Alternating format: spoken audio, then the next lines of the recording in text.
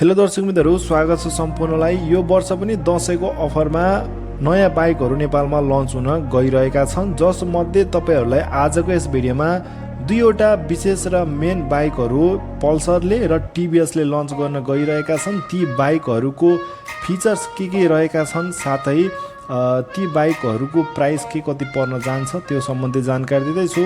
तपाईहरु पनि यदि इन्ट्रेस्टेड हुनुहुन्छ टिभीएसमा र पल्सर बजाजमा चाहिँ कुन बाइक आउँदैछ जान्न चाहनुहुन्छ भने पक्कै पनि भिडियो अन्तिमसम्म हेरिदिनु होला।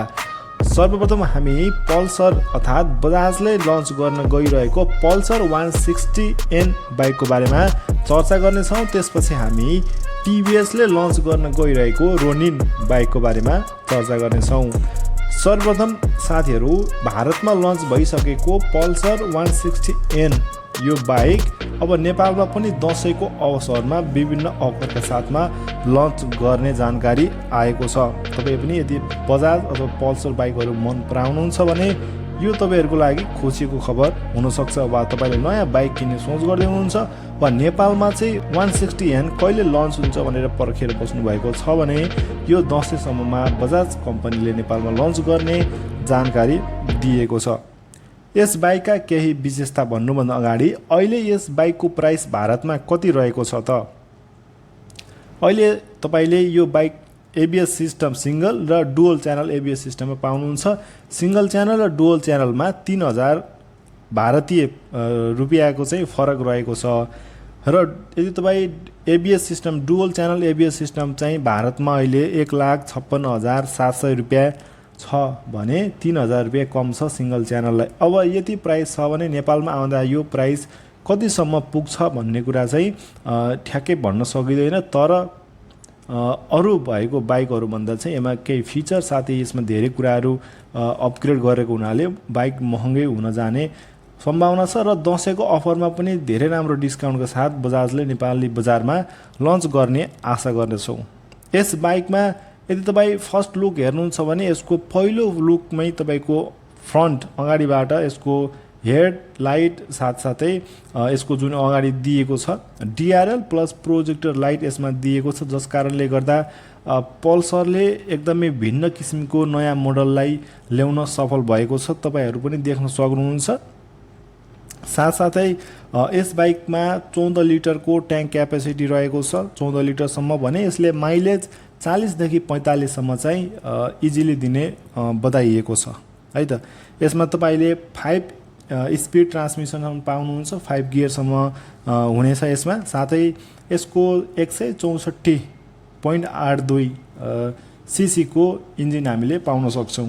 इन्जिनको पावरको कुरा गर्नुहुन्छ भने चाहिँ यसले 16 PS को पावर दिन्छ भने 14.65 को टर्क यसले दिने गर्दछ। साथै तपाईले देख्न सक्नुहुन्छ स्प्लिट खालको सिट रहेको छ यसको र वेटको कुरा गर्नुपर्दा 152 देखि 154 केजी सम्म यसको वेट रहेको छ। 165 mm ग्राउन्ड क्लियरेन्स हामी यसमा पाउन सक्छौं। सीट हाइट चाहिँ 795 mm को यसको सीट हाइट रहेको छ। मैले भनिहालेँ सिंगल र डुअल च्यानल एबीएस मा हामी यसलाई पाउने छौं। यसको विशेष गरी चाहिँ प्रोजेक्टर हेडलाइट डिआरएल का साथमा हामी पाउने छौं। प्लस यसमा अर्को के फिचर पनि छ भन्दाखेरि यसमा यूएसबी चार्जिङ पनि राखिदिएको छ। हामीले आफ्नो मोबाइलहरु पनि चार्ज गर्न सक्छौं। अगाडि टेलिस्कोपिक सस्पेन्सन राखिदिएको छ। यो त भयो बजाजले लन्च गर्न गइरहेको पल्सर 160N है त। हामीसँग अर्को रहेको छ टिभीएसले पनि टिभीएस रोनिन बाइक पनि दशैंकै अवसरमा लन्च गर्ने जानकारी पाएका छौं र यस बाइकको केही फिचरहरू है त। टिभीएसले क्रुजर टाइपमा चाहिँ रोनिन बाइक यो नयाँ नेपालमा लन्च गर्न लागेको हो। यसमा 225 सीसी को ओइल कुल इन्जिन राखिएको छ, जसको पावर 20.1 bhp पावर रहेको छ भने 19.93 Nm यसले टर्क प्रोड्युस गर्ने गर्दछ। साथै यसमा पनि 5 स्पिड गियर नै रहेको छ, स्लिपर क्लच रहेको छ र यसमा तपाईको 240 mm को डिस्क ब्रेकहरू रहेको छ है।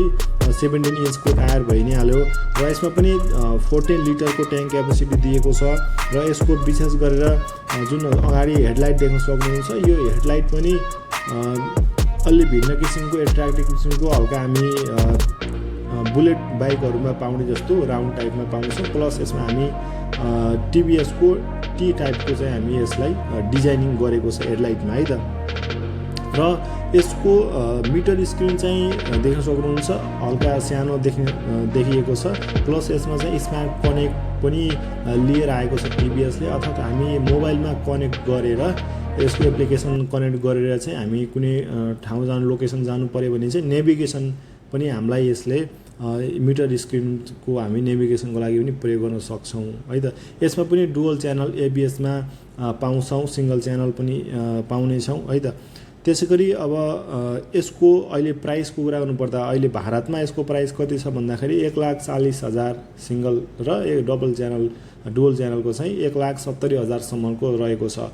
अब टिभीएस रोनिन र पल्सर 160N जुन रहेको छ योमा विशेष गरी अब सीसीको डिफ्रेन्स देख्न सक्छौँ।